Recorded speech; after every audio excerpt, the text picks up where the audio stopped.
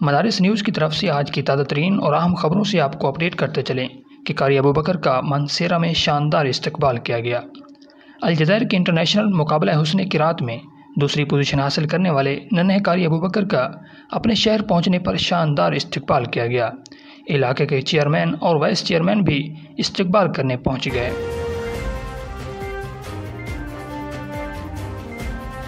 Medical college کے admission میں حفاظ قرآن کے اضافی نمبرز کے خاتمے کو مولانا قاری محمد حنیف جلندری نے افسوسناک قرار دیا۔ مولانا جلندری کا کہنا تھا کہ مختلف ہیلے بہانوں سے پاکستان کی اسلامی شناخت کو ختم کرنے اور نظریہ پاکستان سے انحراف کرنے کی کوشش کی جا رہی ہے، جو کسی طور بھی قابل برداشت نہیں۔